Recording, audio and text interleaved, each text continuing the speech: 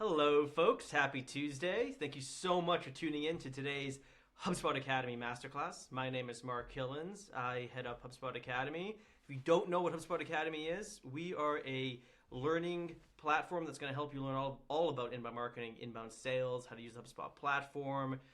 And today, I brought in a very special guest, a friend, a former coworker of mine, still a coworker, but on a different team, Mr. Mike Redbord. Hey everybody, pleasure to be here today. Thanks, Mark. Mike heads up the product that we're building right now that's coming out very soon, our new Customer Hub. We have 3 hubs. We have the Marketing Hub, the first one that we built a while back, Sales Hub. Now we are launching a Customer Hub. He's the GM of that and used to be actually the VP of the Customer Support and Success team here at HubSpot. I was. So my job before my current job, which is about making software to turn your customers into a great growth engine for your business, was to help HubSpot's own customers be a great growth engine for our business. So what I did is look after support and service and onboarding and customer success and all the different things that made up the post-sale team at HubSpot. And that was one of the most sort of proud episodes of my professional career. It was just amazing to see how successful customers could be with HubSpot and to help them to get there, right? And before that, I did a bunch of other stuff too, involving I actually did onboarding myself for a while. If any of you are out there, hello, I really loved working with you.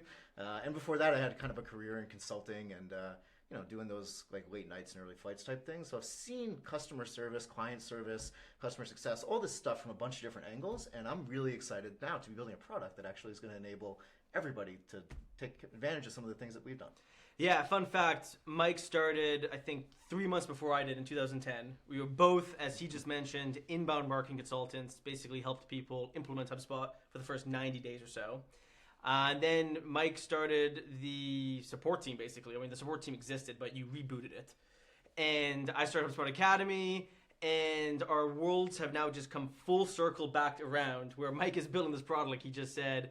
And HubSpot Academy is actually one of the first beta users of the product. And we'll talk very little about the product today. This is all about customer success, customer service, how to help you folks make your customers part of your growth engine, and help your customers grow better.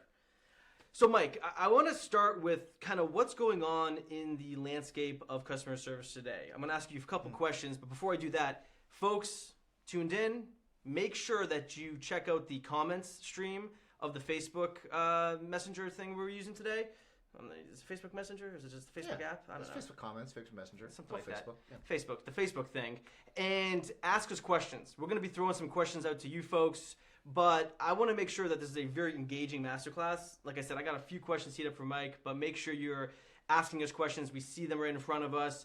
And the first question I have for all of you folks actually is, how big would you say is your customer service or success team? I do that in quotes because maybe it's a team of one. Maybe you got one person doing that and some of the selling. Maybe it's a blend of your sales and customer success team. So it's account, account executive kind of team? Yeah, like an account manager, account executive. Yeah. So lots of different names for the same thing. Yeah. So let us know how big your team is today. And as you do that, I want to have Mike answer the question around what's going on today in customer service. And as you kind of think about that, is it customer service? Is it customer success? Is there a difference? Maybe we start there. Sure. Yeah. Well, let's start with the customer thing. I think that's because we can all we know what it's like to be a customer today versus 10 years ago. And we can speculate on what it's going to be like in 10 years, right? I think today is actually a pretty good time to be a customer. And you have just a wealth of choice in front of you, and your ability to sort of understand what those choices are is better than ever, right? So what does that really mean? I think you have a lot of competition out there, and there's a lot of industries that have a lot of different options. If you wanted to go buy a water bottle or a cactus or one of these succulents, right, you have a number of different options. There's brick and mortar, there's online, there's all sorts of different things.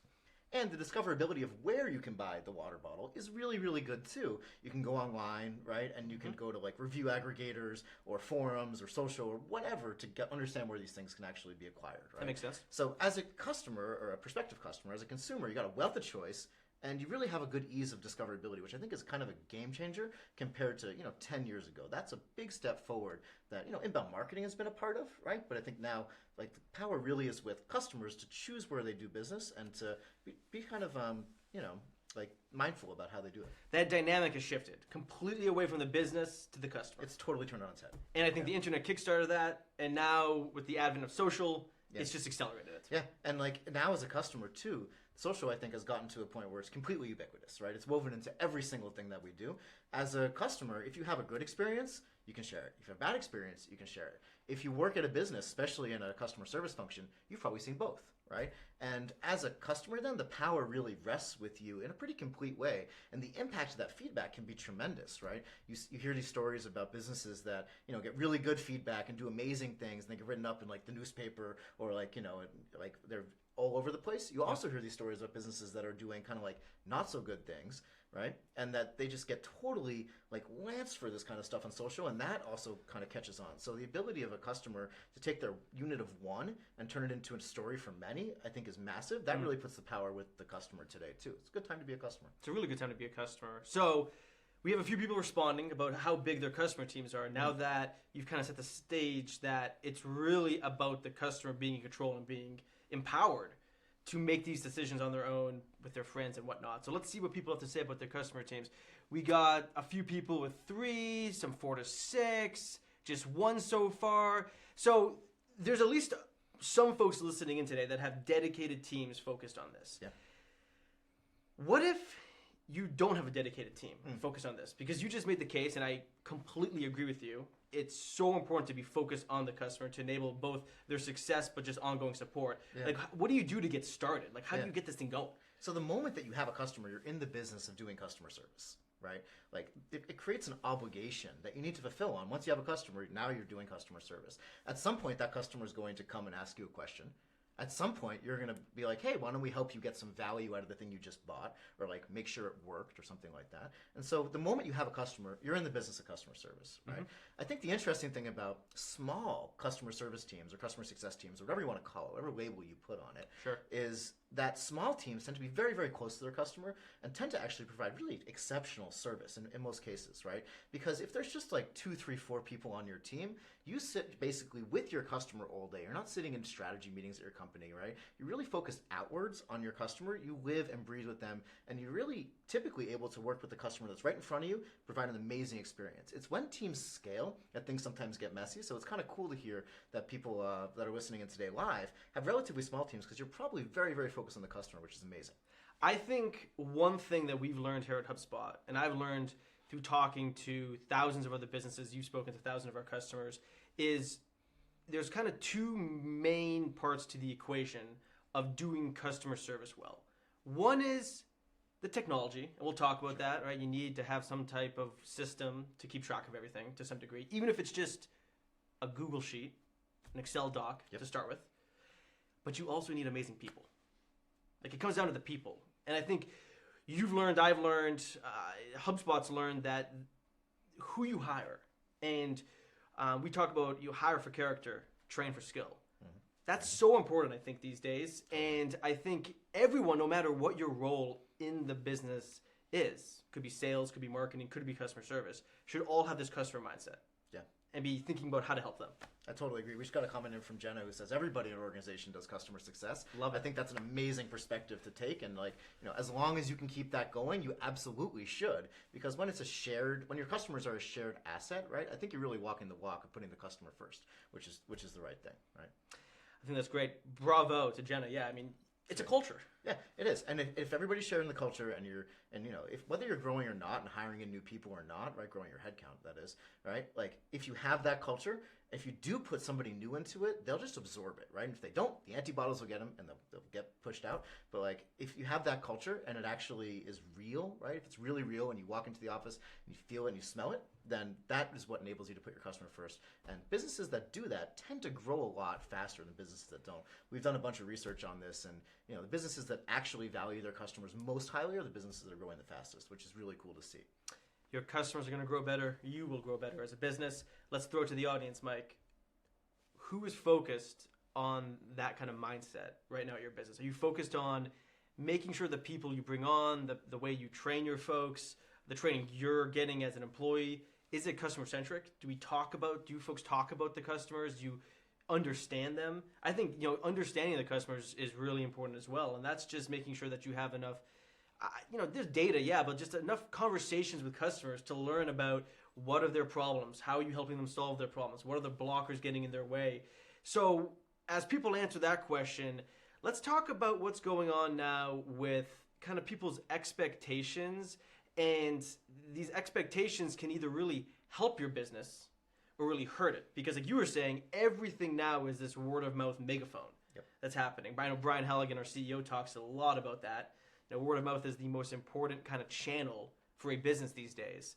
So talk to us about that and what maybe you've seen here at HubSpot or what's going on in the world. I mean, I think just like as I work with businesses that are growing, right? You tend to see that these guys view service in a certain way, right? So they view their customers as sort of, again, that obligation, and like we have a responsibility to these folks, not just, hey, we closed the deal, see you later, right? They have a different mindset about it, which is what hopefully you guys are commenting on right now.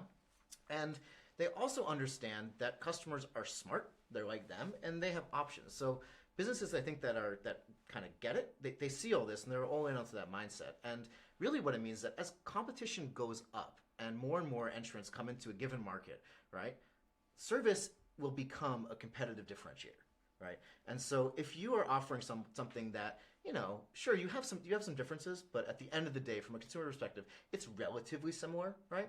Then things like service become really, really key to be, what makes you different than them and what increases your word of mouth, your ability for your customers to become your best marketers. And I think like if you go back in time and, this is a bit of an old school perspective. This is maybe 10, 15 years ago, right? I think service was a necessary evil. You sort of did it because you got these customers and like, man, it's really annoying when they ask you questions. And so you have to like deal with it. And so you'd play this like tennis game where you sort of just knock the question away, or you end up with a queue of questions, so you knock them all away. And then you go home at the end of the day like, oh, the queue's done, my job's done. Yep. Right? I think smart businesses today understand that service is a competitive differentiator. They see what's happening in the marketplace. They see what's happening in word of mouth, good or bad, or they want more word of mouth. And it's just this sort of deafening silence, right? Because there's nothing there yet. And they understand that service can really be a competitive differentiator. So when I see a business like that, and I see that they get it as a customer person myself, like they're always the ones that I buy from, because I know that we're just on the same page about how I want to be treated as a customer. We have some folks chiming in now. We have Matt asking a question actually on what tools will HubSpot be developing. Matt, we're going to answer that question a little bit later. Before we get to the tools, we'll talk about this kind of customer service model that you're developing. It's very interesting. A few people have asked about like what's the way to actually go about doing this kind of step by step. So we'll get to that. Yeah. We have, what do we have here? Sherry. Yeah, customer focus goes into every decision we make. That's basically what she's saying. That is fantastic. That's the mindset that we're trying to use every day here at HubSpot. I think inbound, when you think about what inbound means, and folks, let us know in the comments, are you someone who's using inbound today? Are you a HubSpot customer? Like, just let us know. Like, get to know each other. I would encourage you folks to talk amongst yourselves. Maybe you can learn a few things. But if you're using inbound today or you're a HubSpot customer, you probably know inbound is all about being helpful and human. I feel like that just naturally lends itself to the ways you should be thinking about using customer service in your business. How helpful can you be and human-centric can you be? And kind of use this holistic approach to it. Because you're not going to just use one tool, Mike, to figure out customer service, right? It's not just one tool. Mm-hmm. There's a collection of tools. Yeah. So I don't know. I mean, do you have any thoughts on how inbound and, customer service are coming together? Because we're building the Customer Hub. Yeah. I think that inbound marketing it changed the game a bit for the way the customer experience unfolds, because customer experience doesn't start at the point of transaction, right? It starts before that. It's a contiguous experience across the whole life cycle of someone's first exposure to your business and actually deciding to do business with you and then actually becoming a customer, and then what happens from there on. So the thing that inbound marketing changes is the very beginning of that experience, which might seem like it's somewhat far away from the transaction, but it's actually really important because it's a first impression. Right? And the first impression, I think, is really, really critical to making or breaking any relationship. And so when someone discovers your business on, say on Facebook, right? That's a pretty different kind of door into your business than your website. Is a pretty different door in than a blog post on your site. It's a pretty different door in than, running to someone on the street who talks about you, right? And so if you sort of respect the way that inbound marketing has changed the channels by which we actually acquire customers, then you gain an understanding for the fact that, downstream things are getting different too. I think one of the interesting things in there is that because businesses now acquire customers in all sorts of different places, there's probably a bunch of marketers that are out there, and you guys are thinking, LinkedIn used to work for me, it doesn't really anymore. From your customer's perspective, if that one channel, say LinkedIn or something like that, worked for you, sure, that's the place where they view you as existing, right? And they're going to go back to the hand that feeds, and they're going to think of you as having a presence there. So even though like inbound marketing has caused this explosion of channels through which you acquire customers, right? I think that it has actually changed the downstream experience even more. And customers are that much more demanding of engaging in conversations and interacting with your brand post-sale in all these different places. So it doesn't just start at the transaction. What happens at the beginning is really key, and I think inbound marketing changed the game there starting about 10 years ago. Expectations. Yes, totally different expectation game. Interesting, expectations. And I've talked about this with you and I think others. There's kind of two chains that we're all in the business of creating with our prospects and customers. There's the trust chain, right? How can you develop trust and add more links to that chain so it gets stronger? Yeah. That's really important, I think. And then the value chain. Yeah. How do you add more value to the prospect that hopefully becomes a customer because you maybe pulled them in through some great inbound tactics, right? Yep. And now you have to deliver upon the expectations you kind of set in the sales process, however you sold to them. Yeah. So I don't know, do you have any thoughts on those two chains and how, what maybe an example or two that you've seen here at HubSpot, how we have created trust and then value with our customers? Yeah, I think there's something really simple that can be applicable to basically any business that we do, and that lots of businesses do, but when you think about it in this way, maybe it's a bit different, and it'll hopefully spark some thinking with you guys about how you can do this in your own business and for your own customer experience. So here's a simple thing, and you said we both did it at one point. We do onboarding for our customers, right? And, like, there's no textbook out there that says like thou must do onboarding for your customers or thou must help set them up or something like that. It's true. Right? We started doing it. Well, why did we do that? Right? We did it because we thought that we had an obligation to our customers, right, to sort of help them see success, see value, and be happy. Basically, be happy customers. Sure. Turn customers into happy relationships. That was number one. And then number two, we actually we knew what they were going to encounter, right, and we knew that they were going to need some guidance to be successful and to see value, right? So there's an interesting thing that happens there where we didn't like have to do that onboarding thing and have to help them get set up, but we thought we knew the right answer, and we didn't want to let them stumble, fall, and then pick them up out of the mud when they screwed something up. We thought, no, we're going to be here, we're going to guide you along this, and we're going to do it arm in arm. And I think that perspective that enabled us to create that onboarding team in the first place, that really is something that builds trust. And the onboarding team was one place that happened, but there's lots of other places where I think that mindset sort of seeps out and creates hopefully an impression of trust, guidance, and relationship, as opposed to just like, well, we're here if you need anything, see you later. So let's ask the audience that question. Who are actually helping customers right after they buy? And it doesn't have to be anything like us where we're doing like a 90-day onboarding implementation, but like, are you folks who are listening helping your customers after they buy your product in some way? As you folks think about that and answer that, and it doesn't have to be anything big, let's take a question from Jane. We've talked about customer service and customer success. And we've mentioned, we can kind of use them interchangeably. Is that the case? Is there a difference between service and success? Yeah. Good question, Jane. Yes, there is a difference. The reason that I think we're trying to use it interchangeably is just to talk in kind of broad strokes here at the beginning, but let me differentiate because it's a really worthwhile question and topic. So I think there's actually like three different flavors here. There's customer success, right? There's customer service, and then there's customer support. And I would say that actually these three are themselves quite different. And really? It's along a spectrum, right? Yeah. So three of them. There's three. I think there's three. So support, service, success. Yeah, and I think even some of these get like muddied up and talked about differently. When I work with bigger businesses, HubSpot sized or above, you start to create finer differentiations, right? And I think sometimes, in the businesses that typically are HubSpot customers, you see them kind of like having two, but I think there's actually three in the end. So here, let me differentiate. The support angle, right, is really about reacting to your customers' needs, right? It's like, we're here for you. And there's a lot of ways to do it really, really well, right? To be there on every channel for them, to be really fast, to be really human. There's all sorts of different things you can do to do support excellently. But at its core, support is a somewhat transactional event, right? It has a beginning and an end. Okay. And it's initiated by the customer. That's one type of interaction. You guys have all had these types of interactions with businesses, right? You perhaps even do some of these for your customers. They're sort of, they're time-bound, they're finite. That's support. Service, I view as something that, that word service means something different than support, right? The key difference to me in service is that it's proactive, right? And if support is about a customer saying, hey, Mark, I need something from you, service is about saying, hey, Mike, I have something for you. Right? Say that one more time. That's interesting. Yeah, so support is a customer who goes to you. Yeah. It says, I need something from you. Okay. And you fulfill on it. Okay. Service is about being proactive and saying to your customer, I have something for you, right? And so to me, support is about a business reacting to a customer. Service is about a business being proactive and guiding a customer, right? Okay. And if you can do both of those, if you can sort of engage reactively and guide proactively, you're actually doing pretty good out there, I would say. Like most businesses struggle doing just those two in tandem. Sure.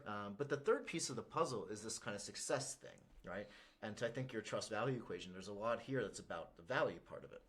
And the success part is it's actually something that is really initiated by the business. Mm-hmm. It's doing something that the customer maybe didn't even know they needed or wanted, right? It's a bit of an anticipatory effect here, okay. right? And it's saying like, look, because you saw such value or you liked that thing you bought from us before so much, what about this other thing that's kind of adjacent, right? If you operate an appliance repair business and you repair a dryer, it's like, hey, we also repair, kitchen appliances like dishwashers and sinks and stuff like that, right? Okay, There's adjacency there. Or you see Apple do this fantastically well, right? Where they've integrated the entire vertical supply chain. Yep. Like, hey, if you use a phone as a piece of personal technology, you need a computer too, right? Success is about expanding value for the business and for the customer too at the same time. And I think the key with the success part is really only earn the opportunity to do that once you're able to reactively support well and then proactively guide well. So success is kind of this like apex of the pyramid in my view of the world, right? Where all three go together, but success is kind of where you want to get to, but your customers won't let you do that if when they call you, you don't pick up the phone.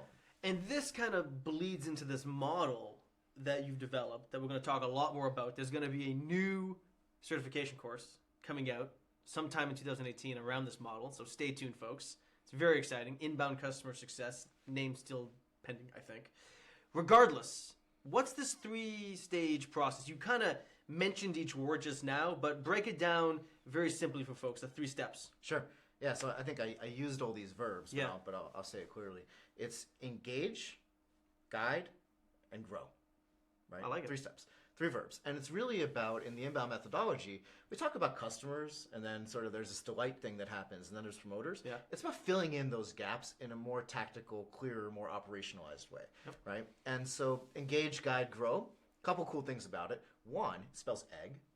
EGG, which is a big deal. I love eggs. What's your favorite type of egg? Just really quickly. I've recently learned how to make a good poached egg. It's a pretty big game changer. I love a good poached egg and with a good hollandaise sauce. So good. What is your favorite egg, folks? My favorite egg today used to be poached eggs. I like a sunny side up egg. You dip the toast. Dip the toast. Toast soldiers, right? Yeah. Right? Or you put it on like a BLT, like an egg BLT with some avocado.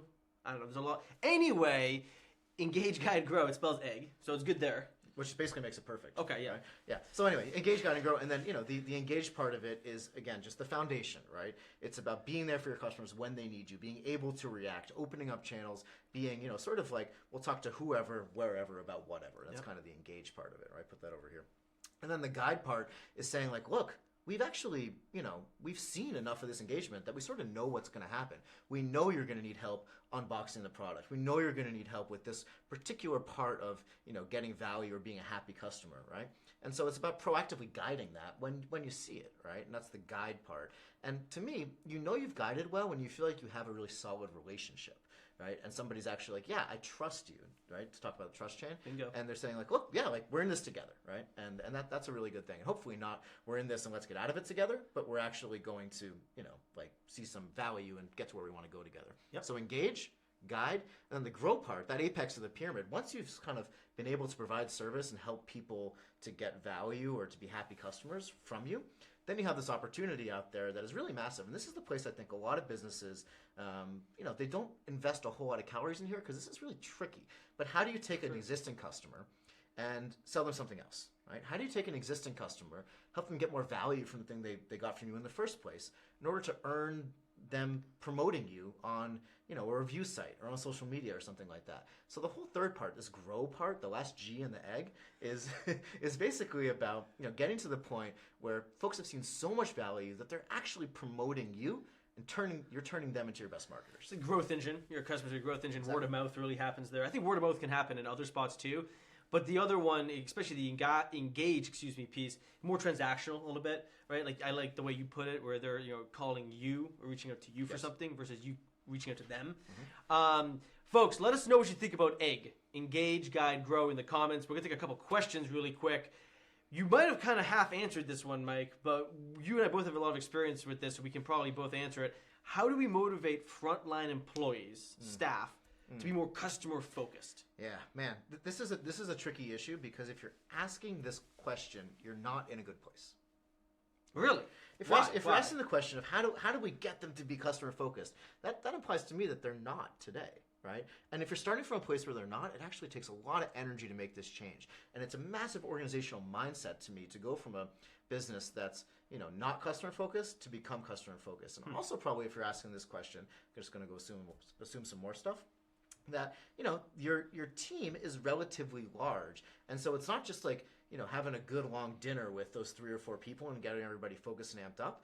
You might have a global team where you have like different shifts, so there's some complexity in actually getting to everybody, getting inside their heads and affecting that mental change, right? Yeah. So I think that it has to start at the very, very top, right? Look to whoever the most senior person is in your business, whether it's a CEO or chairperson or the board or whomever. I would go way, way, way up to the top before I go down to the edge of the organization and try to make that change. And there's a lot of things that you can do tactically to make it happen, but you need the sponsorship from the very top.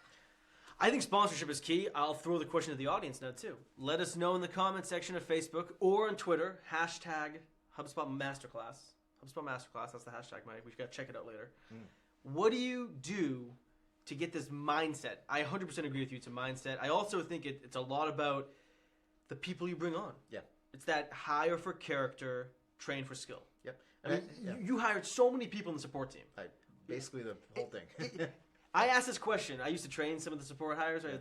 I asked this question to them, Mike. How many of you, raise your hand, how many of you have worked at a previous software company? 2 or 3, maybe the most 5 out of 20 every time would raise their hand. Yeah. And then I would ask them, why did we hire the rest of you that didn't raise their hand? And I could see minds being blown. Yeah. So I don't know. I mean, talk to us about your experience because you've interviewed thousands of people probably. Yeah, I think we who hires a lot of people, right? Yeah. But this applies to everybody. I think we actually have a preference for people that actually, in some ways, don't have experience doing what we do, because we want to be able to introduce them to these concepts, from a cold start, right? And we think when we do that, we can start on the right foot.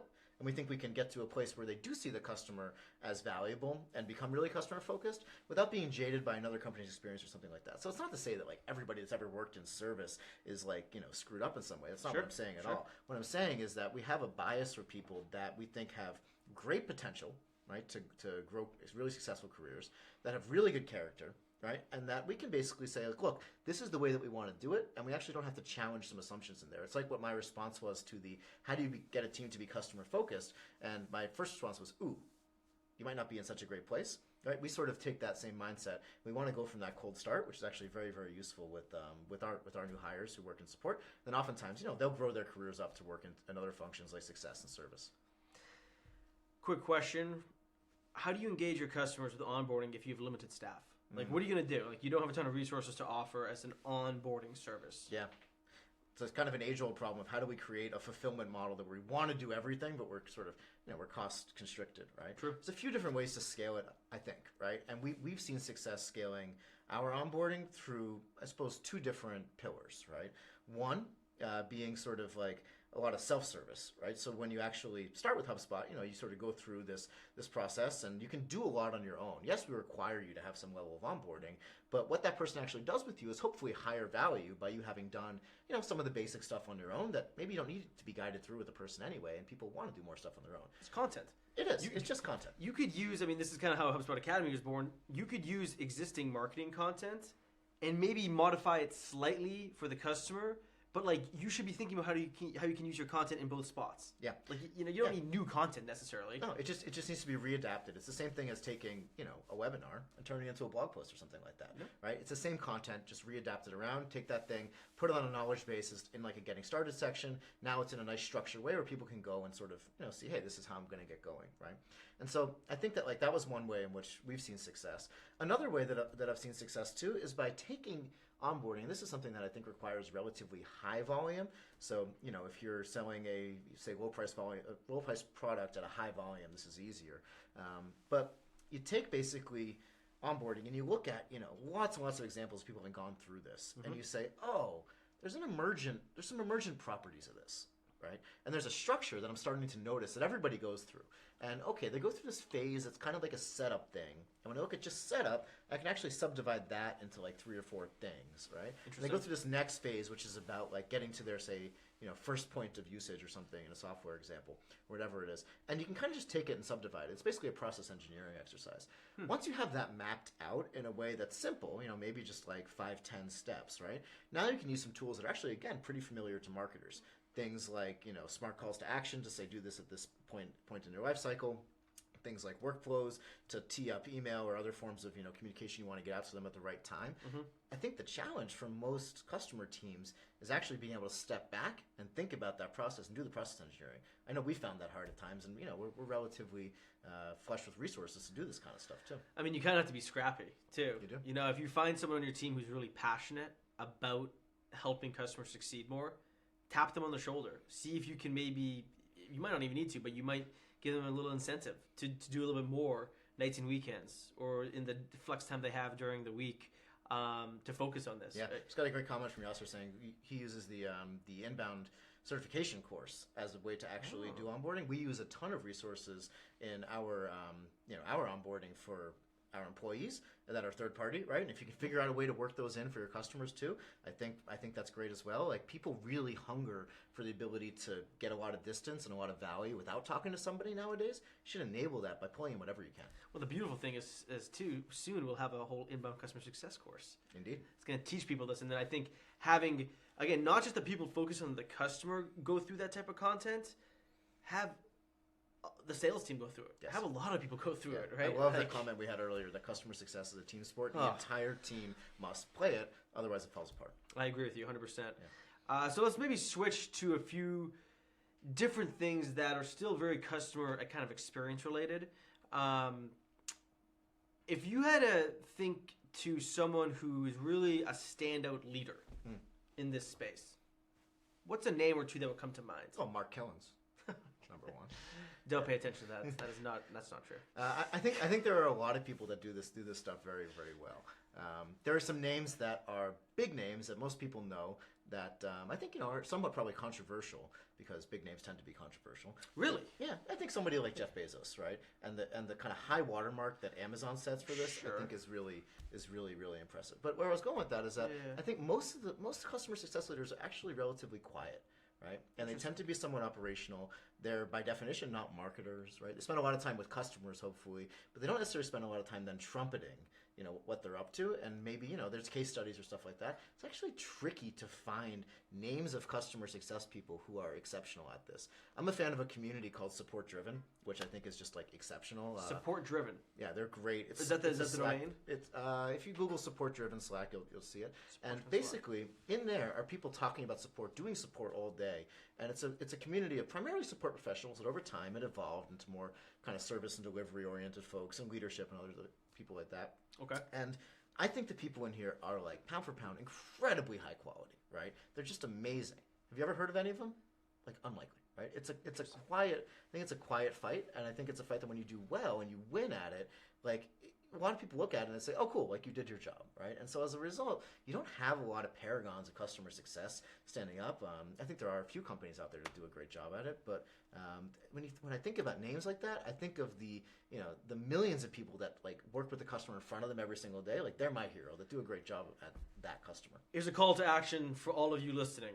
Let us know in the comments section who you admire in this customer support, service, or success space. I'm going to have you maybe name a few more names.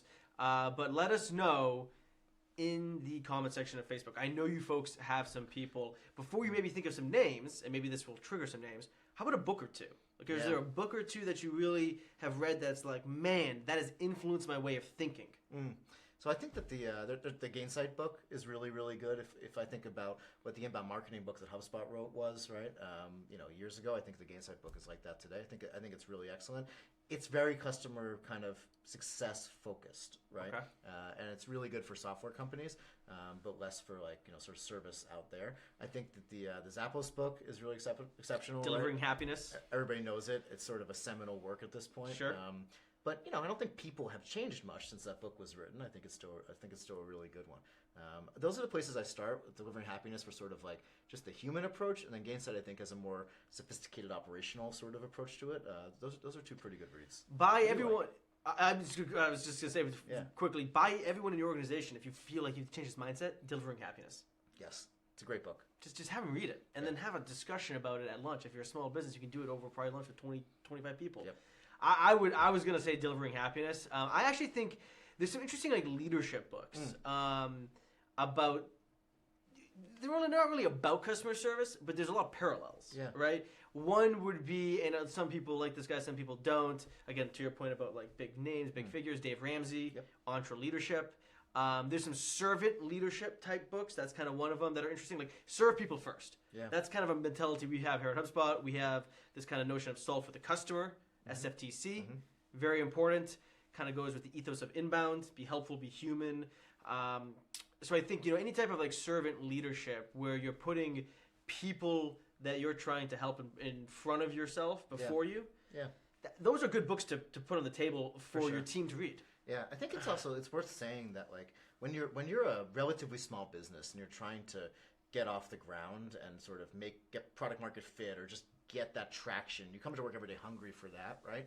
Like your needs are a little different than when you're a big business, and I think that like going out there and reading and like ingesting those ideas is really, really healthy. Yeah. But it still requires focus, and when you're small, I think you really just want to engage and get good at just like the basics, right? Yeah. And as you grow, you sort of want to eat more of that egg. You want to be, engage, guide, and grow over time. But like, focus is actually one of the most important things for small teams.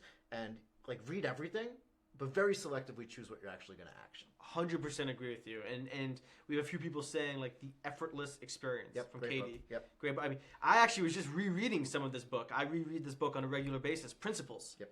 I love that book from Matt. Matt threw that out there. That's awesome. Let us know what are your favorite books and maybe favorite online classes or courses. HubSpot Academy doesn't have many yet. They will be coming. Mike is recording some as we, not maybe speak here literally, but right after this.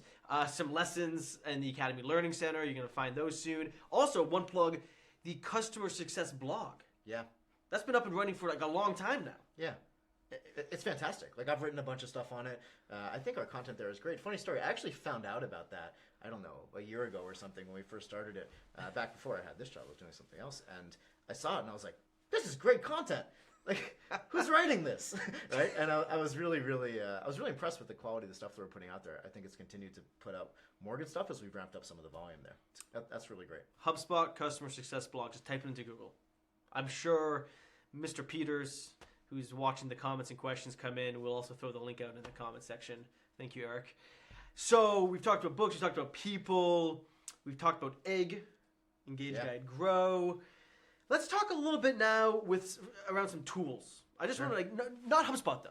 Sure. Let's talk about other tools. HubSpot is building some. You're heading that all up. We'll get to that in a second.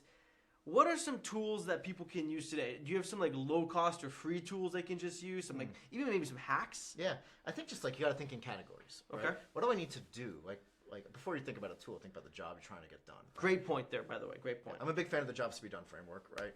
And sort of how that goes, which is like, okay, what do our customers need to become happy customers? Yep. Right. What do we need to have somebody see value in our product or service? What do we need for somebody to feel as though they are fulfilled on what we're selling?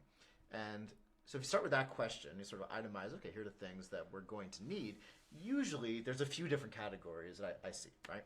One is some way to do that engagement thing, right? That category of software is generally called like help desk. It's kind of an old school word, right? Help desk. Yeah. But it's, it's essentially that somebody can contact us and we can follow that ticket through a process and all that. If you're a really small business, though, you could just use probably a shared inbox, right? There's some tools like that, too. Yeah, something like Front is great for that. Front app. Right? Intercom is great for that. Drift is great for that. There's lots of different ways you can sort of open up the channels to just communication, which is really what you're trying to do. You're trying to engage with whomever, wherever, about whatever. Sure. And when you're small, you want something that's relatively inexpensive, hopefully free, and that you can basically run your business on, right? You don't want to have something that's like going to force you to all of a sudden like, hey, now we did this thing, so we need to do more. Like you don't want to have a 5-ticket limit. You want to have like many ticket limit, stuff like that, as you consider these products. You need like a holistic view of it, though, just like what inbound means, being holistic. And eventually, very soon, HubSpot will have a complete platform, marketing, sales, and customer, 3 main hubs, with this holistic view of these tools and how to use the tools with the inbound methodology to get to a point where you are able to help your customers grow better. Yeah, the context part is key. I think when businesses engage with customers, if they don't have that context, it's like nails on a chalkboard, man. It's bad, right? It's like, oh, hey, so like, you know, if you're a hotelier and you're like, hey, ever stayed here before? You're like, I stay here every like first Monday out of the month or something like that. Yeah. And there actually is a hotel in Dublin where I was just recently, where every time I go, hey, Mike, first time staying here, they're very friendly. No, I've spent about half my life at this hotel, right? But like, you know, what they don't have is an ability to integrate their front desk with their CRM, right? And so you kind of need the stack to all work together. And one of the things that businesses do when they, as they're in that growth phase that I've observed is when you're first starting out, yeah, you just sort of beg, borrow, steal, whatever tool you can get, sure, right? Just to make it work. But as you actually grow, this becomes a bigger and bigger issue because your customer expectations get higher, right? And you actually need to be able to provide that context. And so you end up with this kind of Franken system in customer service land. And what happens, this is kind of a sad story. What happens is that your person that's now like, you know, in charge of your customers, right? They probably were your very best frontline person, you know, a year ago. And now there's like 3 people doing this and they're sort of in charge. They're like some kind of team lead. Yep. And they used to be so customer focused. Where do they spend their time? Where do they spend their energy? What blogs are they reading? They're not reading the HubSpot Success blog about how to service your customers better. They're not reading operations blogs. They're trying to do the process mapping thing, but they're really just stuck in a systems mess, right? And they end up with all these different tools trying to do all these different things. They can't get out of it. I see a lot of teams in the sort of 4 to 10 person range with this problem, and it actually involves a lot of surgery to kind of get out of that and get into a new state. But you need to. Otherwise, you can't service your customers in the way they want to be serviced. It's like almost a triangle we're talking about here today, folks. We have like tools, and let us know what tools you recommend in the Facebook comment section. Please share the tools. Hashtag HubSpot Masterclass on Twitter. But you got tools, you got people, and you got mindset. Yeah. It's a triangle. Yeah, it's the old people process technology, exactly. but it's I think it's reframed for a modern customer, right? Which is I think important because as the customer changes, you need to change along with it. You need to develop the way that you service them, and your tools need to go with that. And I always know because I guess I'm on the inside of the machine here, and I consult with folks and all that. Like you know when you work with a business that gets it and their systems are all lined up, because you're like, wow, that was cool. How'd you do that? That was cool. You knew that thing that I didn't think you knew you were going to know. Like, you knew it, right? And you see it, and it's like magic when it happens. I agree. And then when it's not, right? When I work with somebody else where that's not the case, that feels even worse. Yes. The high watermark is getting higher for service today because tools are getting more sophisticated and more integrated. It's true. And when it's not there, it just feels even worse. It's true. I mean, instead of mindset, maybe it's people instead of tools. It's process. People, process, philosophy. Alliteration. I know Dharmesh loves alliterations. 3 Ps. Who doesn't love the 3 Ps? People, process, philosophy, and make sure you use egg with that. Yes. That's kind of in the Always center. eggs. Eggs are very important. Very healthy for the diet, too. Yeah. We actually had some really interesting comments around what kind of eggs people like. I love those. Yeah, that's a popular question. I loved it. I mean, food. Who doesn't love food? I love food. We both love food. Especially on a Tuesday morning. Everybody loves food. Love to eat. Love to eat. Anyway, we're talking about customer success, customer service. If you folks just tuned in, I'm here with Mike Redbord. What do you think is going to happen now in the next couple of years? I mean, we've talked about how expectations keep going up and up and up. But do you have any idea around what is actually going to change in a big way, or there's just going to be a lot of small changes? Yeah, I think it's a collection of incremental changes. I could take this question differently. I could have said it's going to be bots, it's going to be AI guys, and that's going to do it. But I don't actually believe that. I think that bots and AI are an incredible tool that we're starting to see more and more of. You're seeing more and more conversational UI. You're seeing more and more about how businesses are able to help people help themselves. It's kind of a continuation of the self-service, the guidance sort of stuff that we're talking about in Engage, Guide, and Grow. Sure. But no, I don't think that in the next 5 years, right, bots are going to have a tidal effect. It'll be incremental over time, and they'll slowly consume more and more, in the same way that when you have an article to answer somebody's question, they maybe call you less or email you less about it. Bots will be part of that self-service universe. 20 years from now, it'll change, right? But I don't think that bots actually create a massive, incendiary change in the business. That's one thing I think will be incremental. Another thing I think is incremental is that rising tide, right? And I think that's a big deal for me in how businesses need to think about their customer service and choose where they invest time, energy, and money, right? Sure. Because the competition is going to be incrementally improving their customer experience, you need to do that too. And old school businesses at some point with sufficient competition will get wiped off the map. Will it happen in the next few years? No. But that's a wave that is coming, and it's growing, and it'll be here eventually. I think there's probably some other stuff too that's a little more detailed. Like we're doing this on Facebook today, right? I think Facebook Messenger is a massive change for brands. But at the end of the day, it's probably just another channel, a smart channel that does a lot of cool stuff that you need to be on and add it to the list of all the channels, right? Make sure you use a holistic approach, that tenet of inbound, right? Like you can't just rely on phone and email anymore. It's a great point there. Let us know, folks, if you have more questions. As you do that, though, also think about this. Mike and I, we love talking about customer success, customer service, all those things. Do you want us back? Like, do you want Mike and I back? I mean, I'm sure it's not because of the way we look. It's probably more for the content. So is the content resonating? Do you want us back for another topic? Let us know the topic if you do. We're just curious. Yeah. Should we do another masterclass? I don't know. Yeah. So here's a stat that sort of makes me believe what I just said is true about that rising tide and how over time businesses that don't improve their customer service and customer experience will get wiped off the map. Okay. So if you ask, we did a research study here at HubSpot. I don't know, it was probably a few months back. But if you ask businesses, do you deliver superior customer service? What percentage do you think say we do? Superior customer service. Less than 5%. Do you think they say they do for themselves? Oh, for themselves. Yeah, for themselves. 50%. Yeah, some pretty big number. Right? Yeah, 50%. And it turns out that number is 80%. Right, so 80% of businesses claim they deliver superior customer services or rate themselves as delivering superior customer service. But you're right. The number of consumers that actually think businesses deliver superior customer service, it's 8%. So let me say that again. 80% of businesses think they deliver customer service in a superior way. Yeah. 8% do. Right? That's just like a massive disconnect. And of course, it's hard to look at yourself critically and actually, applause to the 20% out of that 80, out of that 100 pie there that are saying we don't. They're probably being honest with themselves because, like, by and large, if like 1 in 12 businesses delivering superior customer success, you probably don't. You probably need to be pushing yourself. So it's interesting to me that businesses look inwards and they fail to sort of be honest with themselves about their customer experience. Why is that, right? Do they not see what's happening out in the marketplace? Do they not get sufficient feedback from customers? There's a lot of reasons, but there's this huge disconnect between the way that consumers feel and businesses think. And to me, that is just that's part of the change that's happening out there. And it's part of the reason why I'm so inspired to create tools and software to help businesses engage, guide, and grow better customers, right? Because customers are hungry for that, and they're not getting it. They need more eggs in their lives. Let's talk about those tools then, because we talked about the philosophy, the people. We talked about some processes, some tools that weren't HubSpot related. Yeah.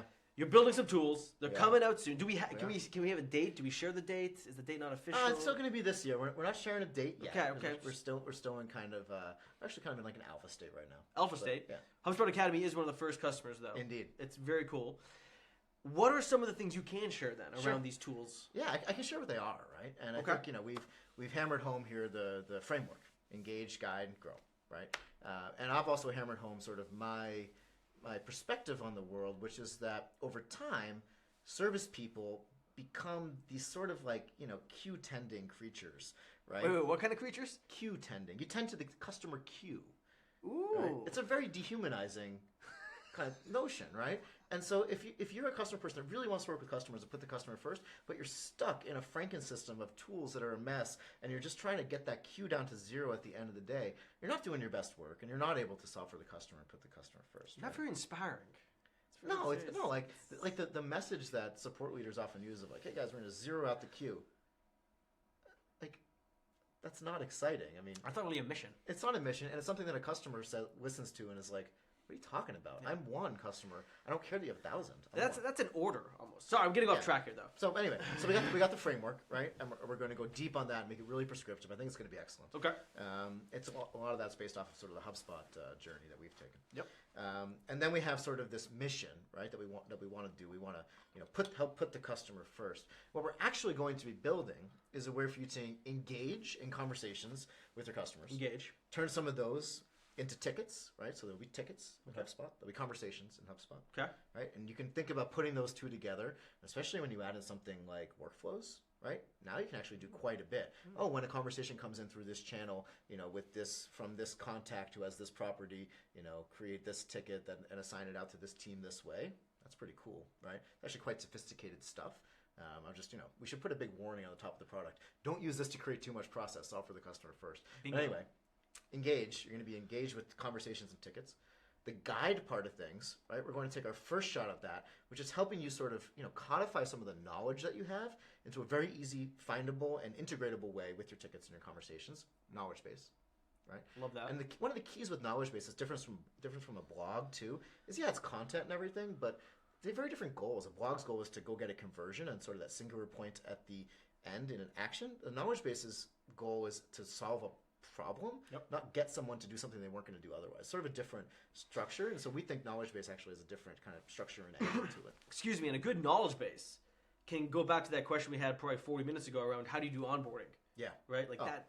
It should be where all that content lives. Yeah. It's the hub for your customers to go to learn stuff, and you should have a section that says getting started. Yeah. And we're going to make that really, really easy to stand up, almost like no effort to get that getting started section. An example of that is just academy.hubspot.com. Yeah. Check out the knowledge base, do a search, you'll see the knowledge articles. Or if you just go to read docs, it's the first thing in the nav, Mike. Read docs, you have the docs. Yeah. I think it's sort of table stakes nowadays. Have to be. Like even if you actually sorry to interrupt you. Table stakes just for software companies. So that's where I was going to go. Okay, good. I don't think it's table stakes for a software company. Like I consume all sorts of things. Like probably most people. I'm an active participant in the global economy. And when you buy stuff, right, you get stuff with it. And oftentimes, I bought a new mattress the other day, right? Fascinating. And Casper sends me stuff and like how to get the most out of it, how to tend to it. When it comes in the mail, it comes in a big box, which is sort of exciting. It comes with like an instruction manual. That's a form of knowledge. A mattress comes in a box? Yeah, they roll it up in this big machine like a burrito. Put it in a box, and you kind of cut it open, and it unfurls. Okay. It's modern stuff, man. Yeah. So anyway, the mattress comes with basically a collection of knowledge, as it were, right? Which is sort of an instruction manual. But what I did, I didn't read any of that. I went to their site. I clicked like how to unbox my mattress, right? And I think that's pretty common nowadays. That'd be so sweet though, too, to go take it to the next level. If that mattress, came with some way you could get onboarded with the mattress through a conversational interface. Yeah.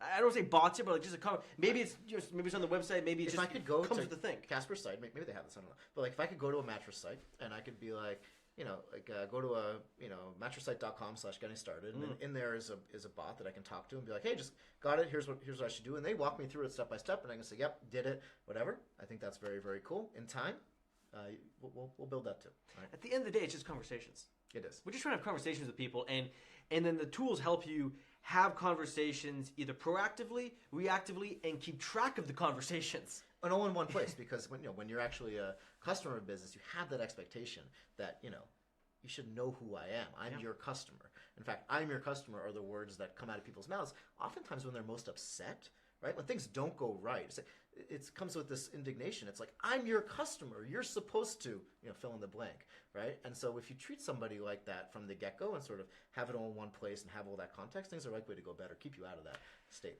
And we're also building one other tool that's going to help you understand how well these conversations have been going. Sure. Like, are they good? Are they crappy? And that's like a feedback tool? Yeah, so we have the engage, guide, and grow part. For the grow part of things, I think the thing that businesses need the most, small, medium, or large, is feedback. Right? Breakfast of champions. It absolutely is. And businesses do not get enough feedback from their customers.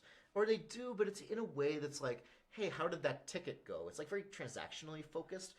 It's very, very challenging, I think, at a business to really get in and then action real feedback. That's what I would call longitudinal, right? So over time, how is your experience going? That's the feedback that helps you, re-engineer your customer experience, helps you improve your product, helps you improve your delivery, all that kind of stuff. The feedback tool, I think, is going to be sort of the secret weapon in the Customer Hub toolbox. Sentiment. Yeah. How happy are you right now? And actionable stuff too, right? Like, we do lots of feedback with our customers. The thing that's most important to me is not the number or like the percentage or whatever of satisfaction we produce out of that. It's the little bits of insight that we get on a per customer basis where somebody says, hey, this was good, but like it could be better if you did this. And I'm like, we should do that. Yes. Right? That times, 100 every year, like that's a game changer for a business. And I think what we want to do is open up, we want to democratize that, that perspective and that tool. Yeah, just listen. You gotta listen. It's listen, sort of action, and then, hopefully get to the point where your customers want to help you grow because they're such raving fans of you. That's the key. So before we wrap it up, you have a way people can sign up for the product? We do indeed. Yes. So we have a beta list. We'll be working through it, at some point in the relatively near future. So if you're interested and you haven't already signed up, or even if you have, you can sign up again. Doesn't hurt us at least. You can go to, we made a bit.ly link just for this. Bit.ly. That seems like a good idea. bit.ly/new customer hub, all one word. NEW customer hub, right? So bit.ly/new customer hub. And that'll take you to a page where you can click learn more. And there's a whole sign up and it has a bunch more detail what we're actually building there. Some of you guys, maybe who have been on this since day one, have already seen it, but hopefully it's new for many of you. I'd also say the success blog that we have is great too. If you go to HubSpot's blog, it's one of the few blogs that we have in sort of, marketing blog, sales blog, and now this customer blog. Again, I personally think the content there is really good, and I'm proud of what we put up there. So you should go check that out too if you work in the industry. 100% agree with you, Mike. Any final thoughts around everything we talked about today? That we talked about a lot. Is there some way to maybe recap it all, summarize it all with the final thought you have? Yeah, I mean, my view on the world is that it's a good time to be a customer. And what does that mean to be a business? Right? Me as a consumer, I come to work, I work in a business, but I feel like it's a really good time to be a customer. So businesses need to adapt, and it's not going to happen sharply, but at some point over time, if you're not putting your customer first, if you're putting your process first, you're putting your system messy integrations first, you're spending all your time on operations, on getting the queue to zero, all this kind of stuff, that's going to take your eye off the ball, which is your customers. And businesses that are able to actually focus on the customer, get the messy systems out of the way, right? Like take all that other stuff off the table, have a culture of customer firstness, they'll win in the long run. And so if you really want to be a business that you can be proud of, that your grandkids can be proud of for generations to come, I think you need to focus on the customer. And that means a lot of different things in detail. But I think people need to really honestly ask themselves, am I, as a customer person, as a CEO, as anything, am I more focused on the customer or am I more focused on something else? I would 100% agree. I would encourage everyone to just draw a circle. And it doesn't matter what you do right now. If you're a CEO listening, a founder, someone who is in sales or marketing or customer success, draw this circle. And to Mike's point, fill it in like a pie chart. And how much time do you think, what's your perception here of your business focused on the sales piece of it, the marketing piece, kind of product or service piece, and customer piece? Yeah. Go to the next leadership meeting that you have, right? Make that pie chart of that meeting. What's it look like? How much are you talking about investors? How much are you talking about employees? How much are you serving your customers or serving other interests? There's a lot of ways to get at this. Yeah. And I think that, like if you actually really are honest about it, when businesses are honest about it, they say, we could do better. Right? I think customers deserve better. And I think businesses have a massive opportunity in this day and age to do better too.